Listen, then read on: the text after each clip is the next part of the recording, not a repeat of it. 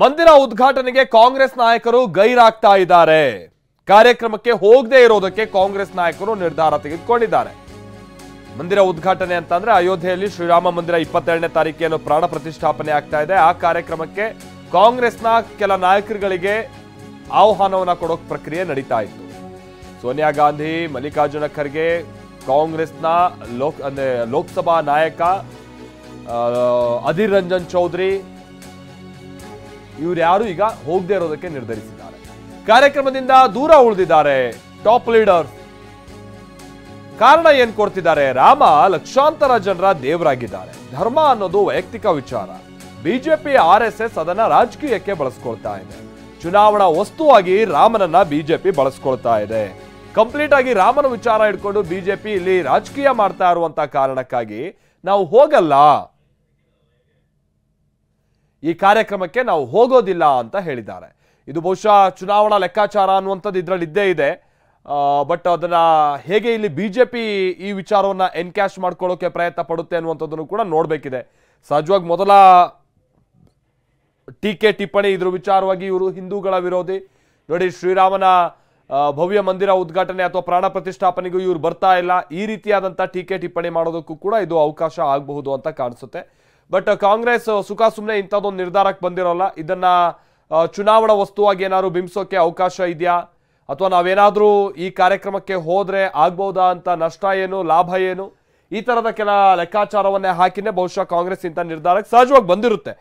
But ಗೊತ್ತಿಲ್ಲ ಇದು ಕಾಂಗ್ರೆಸ್ ತೆಗೆದುಕೊಂಡಿರುವಂಥ ನಿರ್ಧಾರ ಎಷ್ಟು ಸೂಕ್ತ ಏನು ಎತ್ತ ಅಂತ. ಬಹುಶಃ ಈ ರಾಮನ ವಿಚಾರವಾಗಿ ಅಥವಾ ಅಯೋಧ್ಯೆಯಲ್ಲಿ ಶ್ರೀರಾಮ ಮಂದಿರ ಉದ್ಘಾಟನೆಯ ವಿಚಾರವನ್ನ ಒಂದು ಚುನಾವಣಾ ವಸ್ತುವಾಗಿ ಬಿಜೆಪಿ ಬಳಸ್ಕೊಳ್ತಾ ಇದೆ ಅನ್ನುವಂಥ ಬಿಂಬಿಸುವಂಥ ನಿಟ್ಟಿನಲ್ಲೂ ಕೂಡ ಕಾಂಗ್ರೆಸ್ಗೆ ಇದು ಸಹಾಯಕ ಆಗ್ಬೋದು ಅನ್ನೋ ನಿಟ್ಟಿನಲ್ಲಿ ಅವರು ನಿರ್ಧಾರಕ್ಕೆ ಬಂದಿದ್ರು ಕೂಡ ಆಶ್ಚರ್ಯ ಇಲ್ಲ. ಬಟ್ ಇದನ್ನು ಹೇಗೆ ಮುಂದಿನ ಹಂತದಲ್ಲಿ ಜನರಿಗೆ ಮಂದಟ್ಟು ಮಾಡೋ ಪ್ರಯತ್ನವನ್ನ ಕಾಂಗ್ರೆಸ್ ಕಡೆಯಿಂದ ನಡೆಯುತ್ತೆ, ಅಥವಾ ಇದಕ್ಕೆ ಕೌಂಟರ್ ಆಗಿ ಬಿಜೆಪಿ ಹೂಡುವಂತ ಅಸ್ತ್ರಗಳೇನು ಅನ್ನುವಂಥದ್ದನ್ನ ನಾವೀಗ ನೋಡ್ಬೇಕಿದೆ ಒಟ್ಟಿನಲ್ಲಿ. ಆಮೇಲೆ ಕಾಂಗ್ರೆಸ್ನ ಎಲ್ಲ ನಾಯಕರುಗಳು ಅಂತ ಹೇಳಿ ಬಹಳ ದೊಡ್ಡ ದೊಡ್ಡ ಲೀಡರ್ಸ್ಗಳಿಗೆ ಅನ್ನುವಂಥದ್ದೇನು ಈ ಸಲ ಇನ್ವಿಟೇಷನ್ ಇರಲಿಲ್ಲ. ಅದರಲ್ಲಿ ಸೋನಿಯಾ ಗಾಂಧಿ ಪ್ರಮುಖರು, ಅವರು ಕಾಂಗ್ರೆಸ್ನ ಅಧಿನಾಯಕಿ. ಈ ಕಾರಣಕ್ಕಾಗಿ ಅವರಿಗೆ ನಾವು ಇನ್ವೈಟ್ ಮಾಡ್ತೀವಿ. ಜೊತೆಗೆ AICC ಅಧ್ಯಕ್ಷರಿದ್ದಾರೆ ಮಲ್ಲಿಕಾರ್ಜುನ ಖರ್ಗೆ, ಅವ್ರಿಗೆ ನಾವು ಇನ್ವೈಟ್ ಮಾಡ್ತೀವಿ. ಅದರ ಜೊತೆಗೆ ಲೋಕಸಭೆಯ ನಾಯಕ ಅನ್ನುವಂಥದ್ದನ್ನ ಈಗ ಆಲ್ರೆಡಿ ರಾಮಲಲ್ಲಾ ಟ್ರಸ್ಟ್ ಕೂಡ ಹೇಳಿತ್ತು. 3 ಮಂದಿಗೂ ಈಗ ಆಲ್ರೆಡಿ ಇನ್ವಿಟೇಷನ್ ಹೋಗಿದೆ. ಬಟ್ ಇವ್ರು 3 ಜನನು ಈಗ ಇಲ್ಲ, ನಾವು ಈ ಕಾರ್ಯಕ್ರಮದಲ್ಲಿ ಅಟೆಂಡ್ ಆಗೋದಿಲ್ಲ ಅಂತ ಹೇಳ್ತಾ ಇದ್ದಾರೆ.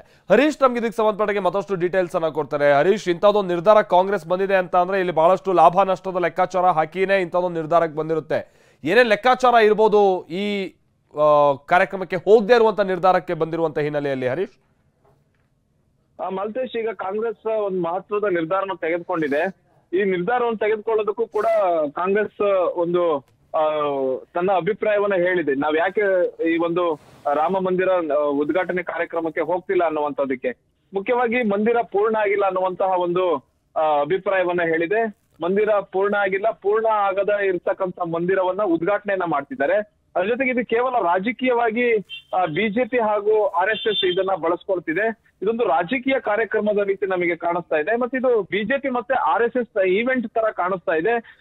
ಮತ್ತೆ ಇಲ್ಲಿ ಸಂಪೂರ್ಣ ಇದು ರಾಜಕೀಯಗೊಂಡಿರೋದ್ರಿಂದ ನಾವಲ್ಲಿ ಹೋಗೋದಿಲ್ಲ ಅನ್ನುವಂಥದ್ದು ಹೇಳಿದ್ರೆ, ಮತ್ತೆ ಕೊಟ್ಟಿರ್ತಕ್ಕಂಥ ಆಹ್ವಾನವನ್ನ ನಾವು ಗೌರವಪೂರ್ವಕವಾಗಿ ನಾವು ತಿರಸ್ಕರಿಸಿದ್ದೇವೆ ಅನ್ನುವಂಥದ್ದನ್ನು ಕೂಡ ಹೇಳಿದ್ದಾರೆ. ಮುಖ್ಯವಾಗಿ ಇದನ್ನ ಈಗ ಜನರ ಮುಂದೆ ಯಾವ ರೀತಿ ಇಡ್ತಾರೆ ಅನ್ನುವಂಥದ್ದನ್ನು ಕೂಡ ಬಹಳಷ್ಟು ಕುತೂಹಲನ ಕೆಳಿಸಿದೆ. ಯಾಕಂದ್ರೆ ಇಂಥದ್ದೊಂದು ಈ ಚುನಾವಣೆ ಹೊತ್ತಿನಲ್ಲಿ ಕಾಂಗ್ರೆಸ್ ಇಂಥದ್ದೊಂದು ನಿರ್ಧಾರನ ತೆಗೆದುಕೊಳ್ಳುತ್ತೆ ಅಂತಂದ್ರೆ ಸಾಕಷ್ಟು ಚರ್ಚೆ ನಡೆದಿರುತ್ತೆ. ದೊಡ್ಡ ದೊಡ್ಡ ನಾಯಕರುಗಳು ಚರ್ಚೆ ಮಾಡಿರ್ತಾರೆ. ಈ ಒಂದು ಆಹ್ವಾನವನ್ನ ತಿರಸ್ಕರಿಸೋದ್ರಿಂದ ಆಗಬಹುದಾದಂತಹ ಹಿನ್ನಡೆ ಏನು, ಲಾಭ ನಷ್ಟ ಏನು ಅನ್ನುವಂಥದ್ರ ಬಗ್ಗೆ ಕೂಡ ಚರ್ಚೆ ಮಾಡಿರ್ತಾರೆ. ಚರ್ಚೆ ಮಾಡಿ ಒಂದು ನಿರ್ಧಾರಕ್ಕೆ ಬಂದಿದ್ದಾರೆ. ಮುಖ್ಯವಾಗಿ ಬೇರೆ ಬೇರೆ ರಾಜ್ಯಗಳಲ್ಲಿ ಇರ್ತಕ್ಕಂಥ ಕಾಂಗ್ರೆಸ್ ನಾಯಕರಿಗೆ ಯಾವ ರೀತಿಯಾದ ಒಂದು ಸಂದೇಶವನ್ನ ರವಾನೆ ಮಾಡ್ತಾರೆ, ಅಲ್ಲಿ ಹೇಗೆ ಇದನ್ನ ಸಮರ್ಥಿಸ್ಕೊಳ್ಬೇಕು ಅನ್ನುವಂಥದ್ದು ಕೂಡ ಈಗ ಪಕ್ಷದ ವೇದಿಕೆಯಲ್ಲಿ ಈಗ ಚರ್ಚೆ ಆಗಿದೆ. ಹರೀಶ್ ನಿಮ್ ಜೊತೆಗೆ ಮಾತನಾಡ್ತೀನಿ. ಅದರ ಜೊತೆಗೇನೆ ಬಿಜೆಪಿ ಕಾಂಗ್ರೆಸ್ ನಡುವೆ ರಾಮ ರಾಜಕೀಯ ಅಂತೂ ನಿಲ್ತಾ ಇಲ್ಲ. ಇದು ಬಹಳ ಜೋರೇ ಆಗ್ತಾ ಇದೆ ದಿನದಿಂದ ದಿನಕ್ಕೆ. ಈಗ ರಾಮಲಲ್ಲಾ ಪ್ರಾಣ ಪ್ರತಿಷ್ಠಾಪನೆ ಆಹ್ವಾನ ವಿಚಾರವಾಗಿ ನೀವೀಗ ತಾನೇ ನೋಡಿದಾಗೆ ಜಟಾಪಟಿ ನಡೀತಾ ಇದೆ. ರಾಮಲಲ್ಲಾ ಪ್ರಾಣ ಪ್ರತಿಷ್ಠಾಪನೆಗೆ ನಮ್ಮನ್ನು ಕರೆದಿಲ್ಲ ಅಂತಲೂ ಕೂಡ ಹಲವು ವಿಪಕ್ಷಗಳು ಕಿಡಿಕಾರ್ತಾ ಇವೆ. ರಾಮ ಮಂದಿರ ಕಾರ್ಯಕ್ರಮ ಇದೆಯಲ್ಲ, ಇದು ಬಿಜೆಪಿಯ ಕಾರ್ಯಕ್ರಮ ಆಗ್ತಾ ಇದೆ. ಬಿಜೆಪಿ ನಾಯಕರ ವಿರುದ್ಧವಾಗಿ ವಿಪಕ್ಷಗಳ ನಾಯಕರುಗಳು, ಕಾಂಗ್ರೆಸ್ ಅನ್ನ ಹೊರತುಪಡಿಸಿ ಇತರ ಪಕ್ಷಗಳ ನಾಯಕರುಗಳು ಕೂಡ ಈ ಆಕ್ರೋಶವನ್ನ ವ್ಯಕ್ತಪಡಿಸ್ತಾ ಇದ್ದಾರೆ. ಇದು ರಾಮ ಭಕ್ತರ ಕಾರ್ಯಕ್ರಮ ಅಂತ ಬಿಜೆಪಿ ನಾಯಕರು ಮತ್ತೊಂದು ಕಡೆ ಹೇಳ್ತಾ ಇದ್ದಾರೆ. ರಾಮ ಮಂದಿರ ವಿಚಾರದಲ್ಲಿ ರಾಜಕೀಯ ಬೇಡ ಅಂತ ಬಿಜೆಪಿ ಹೇಳೋಕ್ ಶುರು ಮಾಡಿದೆ. ಯಾರಿಗೆ ಕೊಟ್ಟಿದ್ದಾರೋ ಯಾರಿಗೆ ಬಿಟ್ಟಿದ್ದಾರೋ ಗೊತ್ತಿಲ್ಲ. ಯಾರು ಹೋಗ್ತಾರೆ ಹೋಗ್ಲಿ, ಹೋಗ್ಲಿದ್ದವರು ಹೋಗ್ಲಿಲ್ಲ ಅಷ್ಟೇ. ಈಗ ಆಹ್ವಾನ ಯಾರಿಗೆ ಕೊಡ್ತಾರೆ ಅವ್ರಿಗೆ ಸೇರುತ್ತೆ. See, I have not been invited. Either my chief minister have not been invited. I could read in the press my Congress president has been invited, but the party will take a call. I am a Shiv, I am a Hindu, I am a Ram Bhakt, I am an Hanuman Bhakt. We all pray from here. See, we have kept all Shiva, Hanuman, and here all mandirs we have in ourselves, within our heart. There is nothing to do politicalize here. ಈಗ ನಾನು ಹೌದಪ್ಪ, ನಾನು ಹಿಂದೂ, ನನ್ನೇ ಕರೆದಿಲ್ಲ ಅಂತೀನಿ. ಈಗ ನಾನು ಹಣ ಕೊಟ್ಟಿದ್ದೀನಿ, ನನ್ನೇ ಕರೆದಿಲ್ಲ ಅಂತೀನಿ. ಅದೆಲ್ಲ ಹೇಳ್ತಾರ, ಕೊಟ್ಬಿಟ್ಟಿದ್ದೀವಿ. ಅದರಿಂದ ಈಗ ಅದು ನಮ್ಮ ವೈಯಕ್ತಿಕ. ಈಗ ನಾನು ಹಣ ಕೊಟ್ಟಿದ್ದು ನನ್ನ ವೈಯಕ್ತಿಕ ಅಲ್ವಾ. I am not given as A party. ಏನು ಸ್ಪಷ್ಟತೆ ನಮಗಿನ್ನೂ ಏನೂ ಬಂದಿಲ್ಲ. ಅವ್ರ ತೀರ್ಮಾನ ಏನು ಮಾಡ್ತಾರೋ ಎಲ್ಲ ಹೋಗೋಣಪ್ಪ, ನಡೀರಿ ನಾವು ಹೋಗೋಣ ಅಂದರೆ ಆಯಿತು. ಈಗ ಅವರು ಉದ್ಘಾಟನೆ ಮಾಡಿ ಬರ್ತಾರೆ. ನಾಳೆ ನಾವೇ ಎಲ್ಲರೂ ಹೋಗ್ಬೋದು. ಕಾಂಗ್ರೆಸ್ ಪಾರ್ಟಿನೇ ಪ್ರತ್ಯೇಕವಾಗಿ ಒಂದಿನ ಹೋಗ್ಬೋದು, ನಮ್ಮದೇ ಪೂಜೆ ಅಂತ ತೀರ್ಮಾನ. ಇದು ಒಂದು ಇದು ಗೆಸ್ಸಿಂಗ್, ಪ್ರಸ್ತಾಪ ಅಲ್ಲ. ನಾನು ನನ್ನ ವೈಯಕ್ತಿಕವಾಗಿ ಹೇಳ್ತಿದ್ದೀನಿ. ಅವರಿಗೆ, ಪ್ರಧಾನಮಂತ್ರಿಗಳಿಗೆ, BJP ಅವರಿಗೆ ರಾಮನ ಹಿಡ್ಕೊಂಡು ಆ ಸಲ ಪುಲ್ವಾಮಾ ಆಯಿತು, ಬಾಲಾಕೋಟ್ ಆಯಿತು. ಈ ಸಲ ರಾಮನ ಹಿಡ್ಕೊಂಡು ಹೋಗಿ ಚುನಾವಣೆ ಗೆಲ್ಲಬೇಕು ಅಂಥೇಳಿ ಅವರ ಆಶಯ ಇರ್ಬೋದು. ನಾವು ಯಾವುದೂ ಹೊಟ್ಟೆ ಕಿಚ್ಚಿಪಡುವಂಥದ್ದಲ್ಲ. ಶಿವನು ಗೌರವಿಸ್ತೀವಿ, ಎಲ್ಲರೂ ಗೌರವಿಸ್ತೀವಿ. ನಾವು ಇವತ್ತು ಸಿ ಎಮ್ ಅವ್ರಿಗೆ ಸಿದ್ದರಾಮಯ್ಯ ಹೆಸರಲ್ಲೇ ರಾಮದ ರಾಮ ಮಂದಿರಕ್ಕೆ ಅಲ್ಲೋಗಿ ಪೂಜೆ ಮಾಡಿದ್ರೆ ರಾಮನ ದರ್ಶನ, ರಾಮನ ಆಶೀರ್ವಾದನ. ನಮ್ಮೂರಲ್ಲಿರೋ ರಾಮನ ಪೂಜೆ ಮಾಡಿದ್ರೆ ರಾಮ ನಮ್ಗೆ ಆಶೀರ್ವಾದ ಮಾಡೋದಿಲ್ವಾ? ಮಾಡೋದಿಲ್ಲನ್ರಿ, ಅಲ್ಲೇ ಹೋಗಿ ಮಾಡ್ಬೇಕಾ?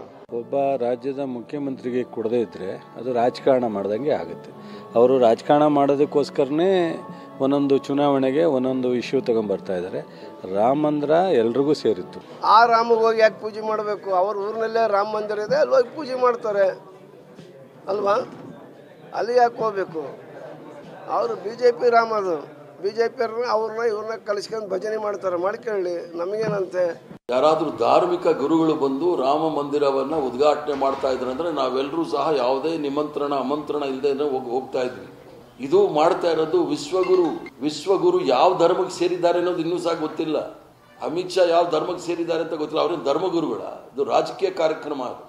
ರಾಮ ಮಂದಿರ ಉದ್ಘಾಟನೆ ಮಾಡ್ತಕ್ಕಂಥದ್ದು ಇದು ಧಾರ್ಮಿಕ ಕಾರ್ಯಕ್ರಮ ಇಲ್ಲ, ಇದು ರಾಜಕೀಯ ಕಾರ್ಯಕ್ರಮ.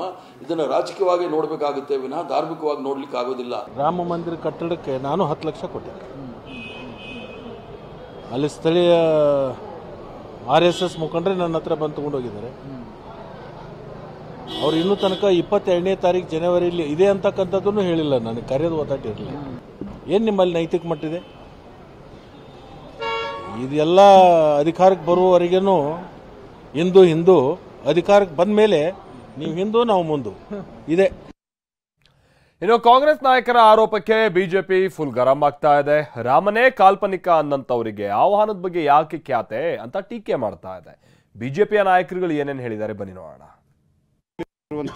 BJP ಮುಖ್ಯಮಂತ್ರಿಗಳಿಗೂ ಯಾರಿಗೂ ಕರೆದಿಲ್ಲ, ಯಾವ ಪಾರ್ಟಿ ಮುಖ್ಯಮಂತ್ರಿಗಳಿಗೂ ಅಲ್ಲಿ ಕರೆದಿಲ್ಲ. ಯಾಕಂದರೆ ಅಲ್ಲಿಗ ನಾನು ಭಾರತ ಸರ್ಕಾರದ ಮಂತ್ರಿ, ನನ್ನೂ ಕರೆದಿಲ್ಲ ಅಲ್ಲೇ. ಯಾಕಂದರೆ ನನಗೂ ಬರೋದಿಲ್ಲ ಅಷ್ಟೇ ಅಲ್ಲ, ಬರಬೇಡ ಅಂತ ಹೇಳಿದ್ದಾರೆ. ಯಾಕಂದರೆ ಅಲ್ಲಿ ಜಾಗ ಇಲ್ಲ. ಅವ್ರಿಗೆ ಈ ರಾಮನ ಮಂದಿರ ಕಟ್ಟೋ ಅಂಥದ್ದು ಅವ್ರಿಗಿಷ್ಟ ಇಲ್ಲ. ಅವ್ರಿಗೆ ಅಲ್ಲಿ ಬಾಬರ್ ಮಸೀದಿನೇ ಇದ್ದಿದ್ರೆ ಅವ್ರಿಗೆ ಚೆಂದಾಗಿತ್ತು, ಅದೇ ಅವ್ರಿಗೆ ಸಂತೋಷ ಕೊಡ್ತಾಯಿತ್ತು. ಯಾಕಂದರೆ ಅದನ್ನೇ ಉಳಿಸ್ಕೊಂಬಂದಿದ್ದು. ಯಾರು ಪ್ರಭು ಶ್ರೀರಾಮಚಂದ್ರನ ಭಕ್ತರಿದ್ದಾರೆ, ಯಾರು ಪ್ರಭು ಶ್ರೀರಾಮಚಂದ್ರನ ಭಕ್ತರಿದ್ದಾರೆ ಅಂಥವ್ರಿಗೆ ಮಾತ್ರ ಆಹ್ವಾನ ಬಂದಿದೆ. ರಾಜಕಾರಣವನ್ನು ರಾಮ ಮಂದಿರದ ದೃಷ್ಟಿನಲ್ಲಿ ಯಾರು ಯೋಚನೆ ಮಾಡ್ತಾರೋ ಅಂಥವ್ರಿಗೆ ಯಾರಿಗೂ ಕೂಡ ನಾವು ಕೇಂದ್ರದ ನಾಯಕರು ಆಹ್ವಾನ ಕೊಟ್ಟಿಲ್ಲ. ಅದು ಧಾರ್ಮಿಕ ಕಾರ್ಯಕ್ರಮ ಅಲ್ಲ ಅಂತ ಇವ್ರಿಗೆ ಯಾಕೆ ಅನ್ನಿಸ್ತು? ಮತ್ತು ಇವ್ರಿಗೆ ದೇವರು ಅವಕಾಶ ಕೊಟ್ಟಾಗ ಮಾಡಲಿಲ್ಲ, ಸತ್ಯ ಎತ್ತಿಡಿಯೋ ಕೆಲಸ ಮಾಡಲಿಲ್ಲ. ಈಗ ಅವ್ರಿಗೆ ಹೊಟ್ಟೆವ್ರಿ, ಈಗ ಅವರೇ ಮಾಡಿಬಿಟ್ಟಿದ್ರೆ ಇತಿಹಾಸದೊಳಗೆ ಅಜರಾಮರವಾಗಿ ಅವ್ರ ಹೆಸರು ಉಳ್ಕೊಳ್ತಿತ್ತು. ರಾಮ ಮಂದಿರ ನಿರ್ಮಾಣಕ್ಕಿದ್ದ ಅಡೆತಡೆಯನ್ನು ಅವರೇ ನಿಂತು ಬಗೆಹರಿಸಿದ್ರೆ ನಾವು ಕರಸೇವೆ ಮಾಡಬೇಕಾದಂಥ ಹೋರಾಟ ಮಾಡಬೇಕಾದಂಥ ಅವಶ್ಯಕತೆನೇ ಬರ್ತಿರಲಿಲ್ಲ. ಕಾಶಿ ಕಾರಿಡಾರ್ ಅವರೇ ಮಾಡಿಬಿಟ್ಟು ಗಂಗಾರತಿ ಮಾಡಿದರೆ ಹಿಂದೂ ಹೃದಯ ಸಾಮ್ರಾಟ ಅಂತ ಮೋದಿಯವರಿಗೆ ಕರೆಯೋ ಪ್ರಶ್ನೆ ಬರ್ತಿರಲಿಲ್ಲ. ಜವಾಹರ್ಲಾಲ್ ನೆಹರೂನೇ ಕರ್ಸ್ಕೊಬಿಡ್ಬೋದಿತ್ತು, ಮಾಡಲಿಲ್ವಲ್ಲ ಅವರು. ಕಾಂಗ್ರೆಸ್ನವರಿಗೆ ಈ ರಾಮರಾಜ್ಯದಲ್ಲಿ, ಗಾಂಧೀಜಿಯವರ ರಾಮರಾಜ್ಯದಲ್ಲಿ ನಂಬಿಕೆ ಇಲ್ಲ ಅಂದಮೇಲೆ ಅವರನ್ನು ಅಲ್ಲಿಗೆ ಹೋಗೋದಕ್ಕೆ ನಿರೀಕ್ಷೆ ಮಾಡುವಂಥದ್ದು ತಪ್ಪಾಗುತ್ತೆ. ಇಷ್ಟಾಗಿಯೂ ಕೂಡ ಶಿಷ್ಟಾಚಾರದ ಪ್ರಕಾರವಾಗಿ ಅವರಿಗೂ ಕೂಡ ಇನ್ವಿಟೇಷನ್ ಕೊಡಲಾಗಿದೆ. ಅವರು ರಾಮರಾಜ್ಯದಲ್ಲಿ ನಂಬಿಕೆ ಇಟ್ಟಿದ್ದಾರೋ ರಾವಣನ ರಾಜ್ಯದಲ್ಲಿ ನಂಬಿಕೆ ಇಟ್ಟಿದ್ದಾರೋ ಅದನ್ನು ಅವರೇ ತೀರ್ಮಾನವನ್ನು ಮಾಡ್ತಾರೆ. ಇನ್ನು ಕಾಲ ಮಿಂಚಿಲ್ಲ, ಆಹ್ವಾನ ಕೊಟ್ಟಿಲ್ಲ, ನೋಡೋಣ ಬರೋಣ ಅನ್ನುವಂಥ ಮಾತನ್ನು ಬಿಟ್ಟು ಯಾವುದೋ ಸ್ನೇಹಿತರ ಕುಟುಂಬಕ್ಕರ ಮದುವೆಗೆ ಆಹ್ವಾನ ಕೊಟ್ಟಿಲ್ಲ ಅಂತಂದಾಗ ಪಿಳ್ಳೆ ನೆಪವನ್ನ ಕೆಲವರು ಕುಟುಂಬದಕ್ಕಸ್ತರು ವಹಿಸ್ತಾರೆ. ರಾಷ್ಟ್ರ ಮಂದಿರದ ನಿರ್ಮಾಣಕ್ಕೆ ಯಾವ ಆಹ್ವಾನವೂ ಕೂಡ ಬೇಡ.